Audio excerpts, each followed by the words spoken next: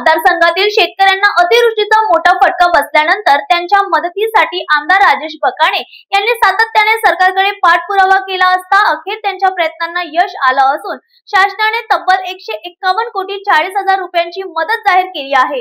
देवडी पुलगाव मतदारसंघातील शेतकऱ्यांच्या नुकसान भरपाईसाठी आमदार राजेश बकाणे यांनी राज्य सरकारकडे सातत्याने पाठपुरावा केला असता त्यांच्या प्रयत्नानंतर शासनाने प्रथम टप्प्यात 51 कोटींची अतिवृष्टी मदत मंजूर केली होती।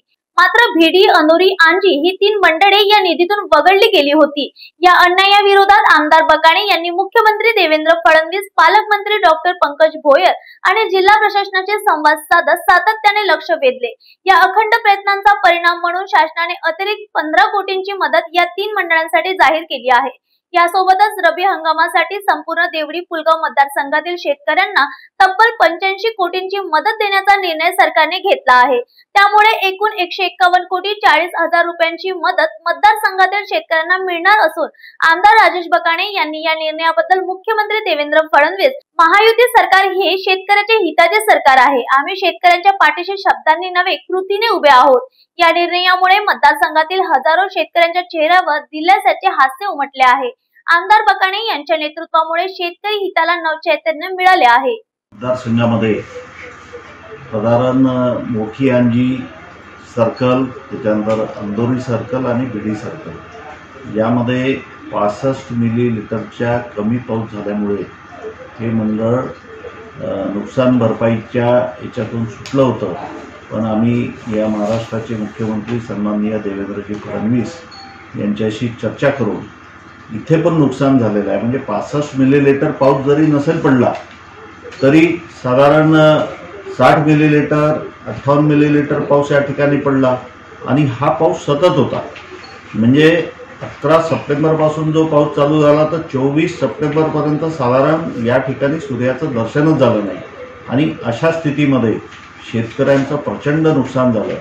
नदी नाल्यांच्या बाजूच्या शेतकऱ्यांचं तर नुकसान झालंच, पण येलोमोजॅक असेल, खोडकिडा असेल याच्यामुळे या ठिकाणी शेतकऱ्यांचं प्रचंड नुकसान झाल्यामुळे ही बाब मी या महाराष्ट्राचे सन्माननीय मुख्यमंत्री देवेंद्रजी फडणवीस यांच्या लक्षात आणून दिली आणि मोठी अंजी, अंदोरी आणि भिडी हे 3ही सर्कल या मतदारसंघातले सुटले होते ते घेण्यासाठी त्यांना सांगितलं।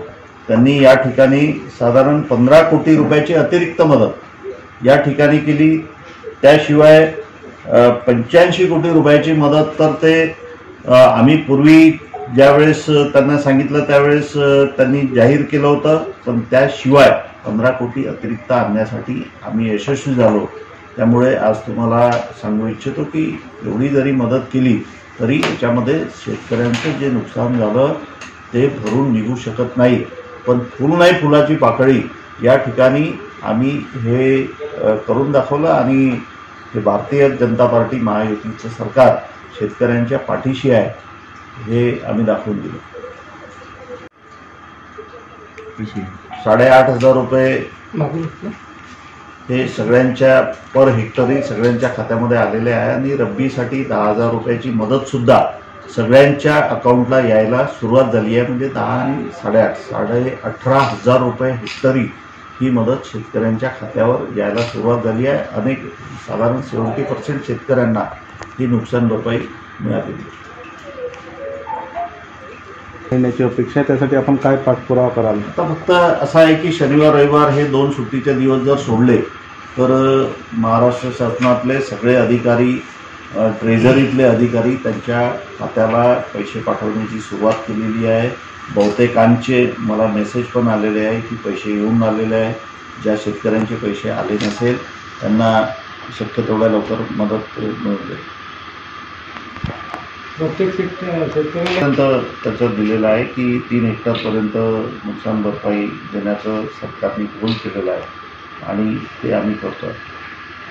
3 हेक्टर सरसकटच केलेलं आहे। म्हणजे हा जो सर्वे आहे हा शेत्या ह्या नदी आणि नाल्यांच्या बाजूला आहे त्यांना तर आलेच, पण ज्यांची शेती नदी नाल्याच्या बाजूला नाही आहे त्यांची सुद्धा नुकसान भरपाई त्याच्या अकाउंटला आलेली आहे। ज्यांची आली नसेल त्याची या 2-4 दिवसात येईल। न्यूज एक्सप्रेस साठी वर्ध्यावरून संतोष देशमुख यांची बातमी। भंडारा के आगामी नगर परिषद चुनाव को देखते हुए मुख्य अधिकारी करण कुमार चौहान ने समस्त भंडारा वासियों से लोकतंत्र के इस पर्व में बड़ी संख्या में मतदान करने की अपील की है। उन्होंने कहा, मैं अपना हर काम छोड़कर सबसे पहले मतदान करूंगा। चौहान ने नागरिकों से आग्रह किया है कि वे अपने मताधिकार का उपयोग कर एक मजबूत और जनहितैषी नगर परिषद का निर्माण करें। नगर परिषद भंडारा की आगामी चुनाव प्रक्रिया को लेकर नागरिकों में अब उत्साह बढ़ता दिखाई दे रहा है।